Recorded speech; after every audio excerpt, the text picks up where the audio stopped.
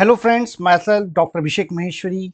आज की इस वीडियो में हम क्लीन प्राइस और डर्टी प्राइस के कॉन्सेप्ट को समझेंगे, उसका एक न्यूमेरिकल सॉल्व करेंगे और उसका ग्राफिकल रिप्रेजेंटेशन भी देखेंगे। So let's start. देखिए, क्लीन प्राइस को हम फ्लैट प्राइस भी कहते हैं और नॉमिनल प्राइस भी कहते हैं।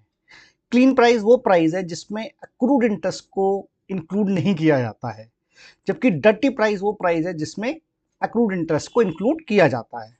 तो अगर हम इसको फार्मूले के तौर पे देखें तो dirty price is equal to clean price plus accrued interest, और clean price is dirty price minus accrued interest, यानी डर्टी प्राइस में से इंटरेस्ट निकाल देंगे तो वो क्लीन प्राइस हो जाएगा, और accrued interest is equal to dirty price minus clean price.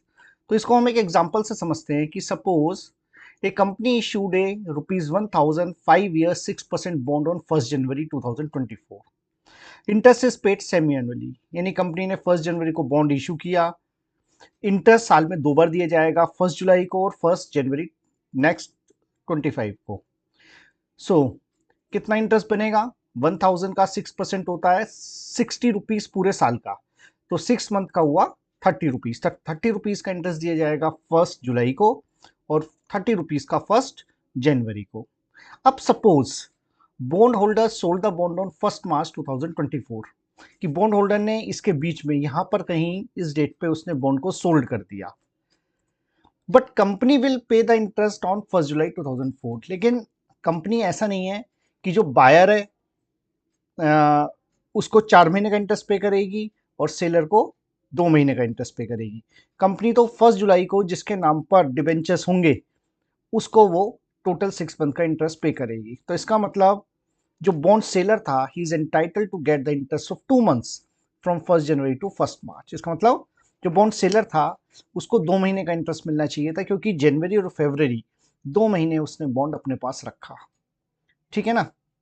अब इसको एक हम एग्जाम्पल से समझते हैं कि suppose a corporate bond has a par value of ₹1000 and a coupon rate of 6% per annum, which is paid on semi-annual basis on 1st July and 1st January. The bond is sold for a dirty price of 93% of par value on March 1. Calculate green price. तो जैसे कि question में given है, bond जो cell हुआ है वो 93% of the dirty price पे सेल हुआ है, तो यानी डर्टी प्राइस वो हमारा 930 रुपीज। और डर्टी प्राइस किसे कहते हैं? जिसमें इंटरेस्ट इंक्लूडेड है। सो एक्रूड इंटरेस्ट कितना हुआ इसका? 1000 का 6% के हिसाब से 2 मंथ्स का, क्योंकि हमने 1 मार्च को सेल किया है। लास्ट इंटरेस्ट हमें कब मिला होगा? जनवरी में मिला होगा।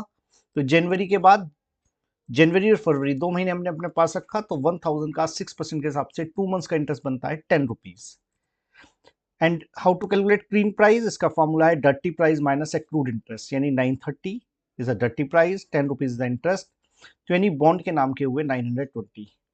तो अगर हम क्लीन प्राइस से भी डर्टी प्राइस कैलकुलेट कर सकते हैं, तो उस केस में हम डर्टी प्राइस 920 में ऐड कर देंगे इंटरेस्ट, तो आ जाएगा 930। राइट। अब देखिए, ये एक डायग्राम है जो हमें ये बताता है किस तरह से बॉन्ड के प्राइसेस अप एंड डाउन होते हैं। जैसे बॉन्ड के प्राइस से मतलब है यहाँ पर कि जो मार्केट में जो उसका डर्टी प्राइस चल रहा है, वो जो डर्टी प्राइस है वो जैसे जैसे इंटरेस्ट अक्रूड होगा वैसे वैसे डर्टी प्राइस इंक्रीज होता चला जाएगा। और जिस दिन कंपनी, जैसे हर 6 महीने में कंपनी पेमेंट करती है इंटरेस्ट का, तो जिस दिन कंपनी इंटरेस्ट का पेमेंट कर देगी उस दिन वापस बॉन्ड का प्राइस किसके इक्वल हो जाएगा? फ्लैट प्राइस के, यानी क्लीन प्राइस के। तो यानी हम कह सकते हैं the day on which interest is paid dirty price is equal to clean price, क्योंकि जिस दिन इंटरेस्ट पे हो गया उस दिन कोई एक्रूड इंटरेस्ट बचा ही नहीं, तो एक्रूड इंटरेस्ट इज जीरो। जब एक्रूड इंटरेस्ट जीरो है तो जो डर्टी प्राइस है वही हमारा क्लीन प्राइस हो जाएगा। डर्टी प्राइस को हम कम इंटरेस्ट प्राइस भी कहते हैं और क्लीन प्राइस को हम एक्स इंटरेस्ट प्राइस भी कहते हैं। तो आई होप आपको ये पूरा कॉन्सेप्ट क्लियर हो गया होगा। Thank you and have a nice day.